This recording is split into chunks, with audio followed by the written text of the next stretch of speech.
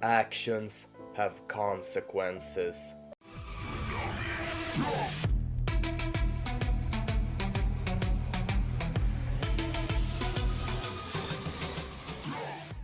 Hello everyone, it's Mr. Troll delivering an update, and I said I would never talk about fat acceptance TikTokers again, because last time I did, I received a strike for apparently harassing and cyberbullying, even though I am not a cyberbully. But this has all spiraled into a situation so serious that I can no longer stay quiet. I have to talk about this. You see, those fat activists are all dying, one after one. Well, except for the smart ones that actually choose to do something about their situation and, lose weight. Bravo Lizzo and Nicocado Avocado. I never thought they would lose weight, but they managed to lose some weight, hooray! And when the other ones are all dying, it is very easy to just go, haha, it's finally catching up to you, you glorify a horrible lifestyle and you call the people that actually want to help you fatphobic. Well, look who's laughing now. But in reality, this is tragic. You see, I and many other people have been deeply ignorant. I will admit that in the video that I made about that TikToker who demanded plus-sized elevators, I was ignorant. Maybe the strike I received was actually kind of just... Well, let me explain. In that video, I was basically saying, stop eating at McDonald's and you will no longer have to complain that elevators are too small for you. And I believe there are many people on this platform that basically hammer the same message.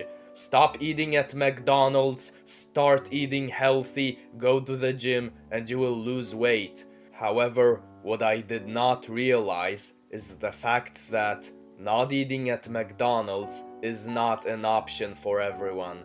I thought this was just an easy solution to fix the obesity problem in America, but after I got that strike, I eventually made some self-reflection and I realized how privileged I am. I live in Europe, in a place where you have very easy access to healthy food and clean water. I also have an easy access to a gym, and I was so ignorant and I took my privilege for granted. I thought most of those fat acceptance activists were just lazy and couldn't be bothered to change their lifestyle. But then I realized some of them actually have little to no choice. Sure, some of them are lazy wastes of human space, but most of them keep eating at McDonald's because they can only eat at McDonald's. I realized that the United States has those things known as food deserts, where there is no access to any healthy food whatsoever, and people who are living there only have access to McDonald's or In-N-Out Burger because the closest Walmart is 100 miles away, and they just can't afford driving their car for such a long distance without running out of gas. And then I suddenly felt this huge gratitude for the position I am in. I want to thank God or the universe, in case you are an atheist, that I get to easily weigh less than 200 pounds. However, if I was in a situation where I could only have access to food that would make me quickly put on size, and I had no gym membership, the least thing I would do would be to go out and take a walk every now and then, because that is cardio, and it doesn't have to be this high intensity cardio or anything like that. If you weigh 500 pounds, for example, then a simple walk in a park will be enough to make you lose some weight. Sure, once you start losing more and more weight, a simple walk in a park will eventually no longer be sufficient for you in order to continue losing weight. However, at that point you will also have the energy to do more intense forms of cardio. I would also work hard so that I can get rich, so that I can afford traveling to maybe Europe, where I can easily lose all my weight. And the thing is, most of those fat acceptance influencers are pretty viral on social media. And once you become viral, you can easily make a ton of money through social media, and so you can afford a more healthy lifestyle.